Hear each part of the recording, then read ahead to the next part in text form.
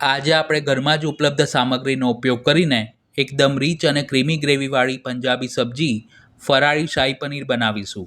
Mixer જારમાં 2 લવિંગ, 2 તજના ટુકડા, 2 નાની ઇલાયચી, 1 ટેબલસ્પૂન મગજતરીના બી, 2 ટેબલસ્પૂન કાજુના ટુકડા, 1 ઇંચ છોલીને સમારેલું આદું, 2 નંગ લીલા મરચાં અને જરૂર મુજબ વાટવા પૂરતું થોડું પાણી એડ કરી બધું જ સરખી રીતે વાટી લેવું. પછી તેમાં 2 ટેબલસ્પૂન દૂધની તાજી મલાઈ ઉમેરી ફરીથી એક વખત વાટી અને વ્હાઈટ પ્યુરી તૈયાર કરીશું. હવે પનીરને સાંતળવા માટે કડાઈમાં 1 ટેબલસ્પૂન ઘી ગરમ કરી તેમાં 200 ગ્રામ પનીરના ક્યુબ ઉમેરી લાઇટ ગોલ્ડન રંગના થાય ત્યાં સુધી સાંતળીને બહાર કાઢી લેવા. ફરીથી કડાઈમાં 1 ટેબલસ્પૂન ઘી ગરમ કરી તેમાં 1 ચમચી જીરું ઉમેરવું. જીરું ફૂટે એટલે તૈયાર કરેલી વ્હાઈટ પેસ્ટ ઉમેરી તેમાંથી ઘી છૂટું પડે ત્યાં સુધી સાંતળી લેવી.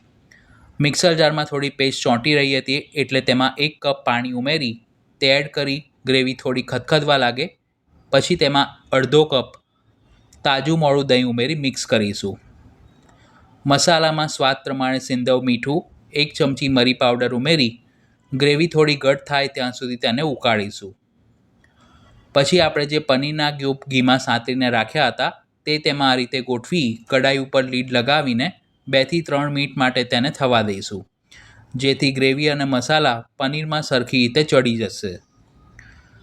ત્યારબાદ તેમાં 1 ટેબલસ્પૂન જેટલી ખાંડ અને ફ્લેવર માટે 10 થી 12 જેટલા કેસરના તાંતણા ઉમેરી ખાંડ ઓગળે ત્યાં સુધી તેને કૂક કરીશું.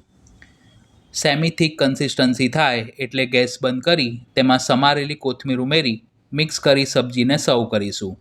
આ સબ્જીને ફરાળી રોટલી, પૂરી કે પરાઠા સાથે સર્વ કરી શકાય છે.